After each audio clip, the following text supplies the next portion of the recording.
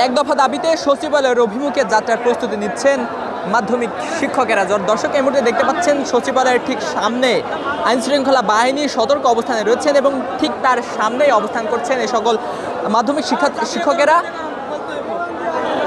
সরকারি নিয়ম, বাড়ি ভাড়া, চিকিৎসা ভাতা, শতভাগ উৎসব ভাতা ও এমপিভুক্ত শিক্ষা জাতীয়করণের দাবিতে মহাসমাবেশ করছেন এই মাধ্যমিক শিক্ষকেরা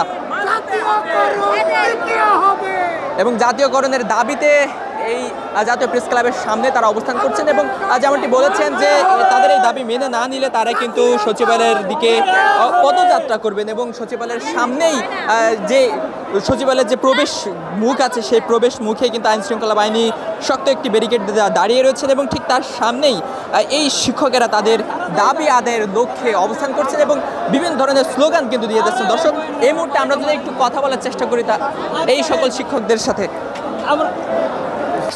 আমরা বেসরকারি শিক্ষা প্রতিষ্ঠান সমূহ এমপিভুক্ত যত প্রতিষ্ঠান আছে সকল প্রতিষ্ঠান একসঙ্গে জাতীয়করণ করে আমরা সরকারি নিয়মে বাড়ি ভাড়া থেকে শুরু করে সকল সরকারি নিয়মের সুযোগ সুবিধা কামনা করি। একই সিলেবাস পড়াই, একই বই পড়াই, অথচ তারা অনেক সুযোগ সুবিধা পায়, বাসা ভাড়া বেশি পায়, রাষ্ট্রীয় সুযোগ সুবিধা বেশি ভোগ করে। আমরা একই সিলেবাস পড়ানোর পরেও আমরা সর্বনিম্ন সুযোগ সুবিধা পাই, সুবিধা বঞ্চিত এবং বৈষম্য। আমরা এই বৈষম্যের বাংলাদেশ আর চাই না। আমরা চাই এমপিভুক্ত সকল শিক্ষা প্রতিষ্ঠান জাতীয়করণ করুন। আমাদের এই দাবিটা সেই 14 সাল থেকে চলতেছে। রোজার আগেও আমরা এর দাবির সপক্ষে প্রেস ক্লাবে প্রোগ্রাম করছি, অনুষ্ঠান করছি। আমাদের দেলোয়ার হোসেন আজিজি ভাই একে একবার গ্রেপ্তারও করা হয়েছিল। আমরা তীব্র নিন্দা জানিয়ে পরে আবার প্রোগ্রাম দিয়েছিলাম।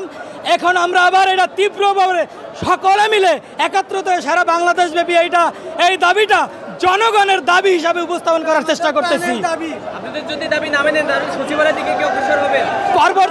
পরবর্তী কর্মসূচি আমাদের যেটা অভিমুখের যাত্রা আজকে আছে এটা চলবে। এরপরে আমাদের নেতৃবৃন্দ বসে পরবর্তী আবার সিদ্ধান্ত নিবে। আমাদের দাবি আমরা এবার আদায় করেই ঘরে ফিরবো ইনশাআল্লাহ।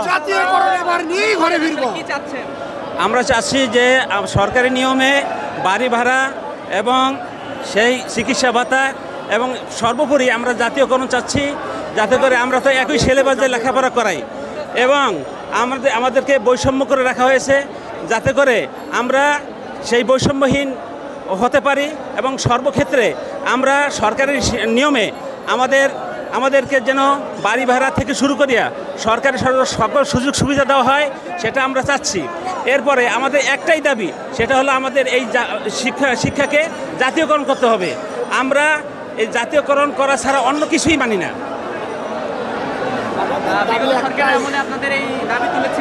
জি, আমরা বিগত সরকার আমল দাবি করেছিলাম। সেখানে আমরা অনেক আমাদের এই আজিজ সাহেব অনেক কষ্ট স্বীকার করেছেন এবং অনশন করেছিল দীর্ঘদিন পর্যন্ত। কিন্তু আমাদের বিভিন্নভাবে আমাদের অনেক কথাই তারা বলেছে, অনেক কিছু করবে। সাবেক শিক্ষা উপদেষ্টা আমাদেরকে যে আশ্বাস দিয়েছিলেন সেই আশ্বাস বর্তমান সরকার সেই আশ্বাস পালন করতেছে না। আমরা চাচ্ছি যে সাবেক শিক্ষা উপদেষ্টা যেই আশ্বাস দিয়েছিলেন সে আলোকে আমাদেরকে জাতীয়করণ এবং সরকারি বিধি অনুযায়ী, সরকারি নিয়ম অনুযায়ী আমরা সব সুযোগ সুবিধার আওতায় যেন আসতে পারি, সেই প্রত্যাশা আমরা করি।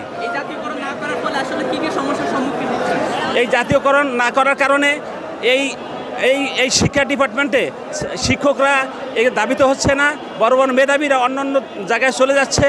এরপরে শিক্ষকরা বিভিন্ন হয়রানির শিকার হচ্ছে, বিশেষ করে বেতন বৈষম্য হওয়ার কারণে ভালো শিক্ষক আমরা এই শিক্ষা প্রতিষ্ঠানে পাচ্ছি না।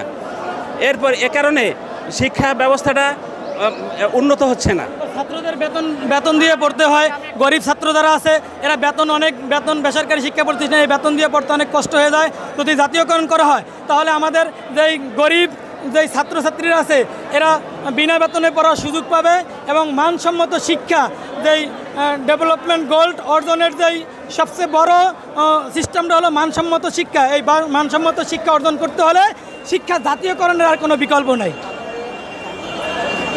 এই প্রথমে একজন শিক্ষক জাতীয়করণ না হলে একজন শিক্ষক 12,500 টাকা স্কেলে মাধ্যমিক শেখার একজন শিক্ষক ঢোকে স্কুলে সর্বসাকুল্যে সে 14,000 টাকা বেতন পায়।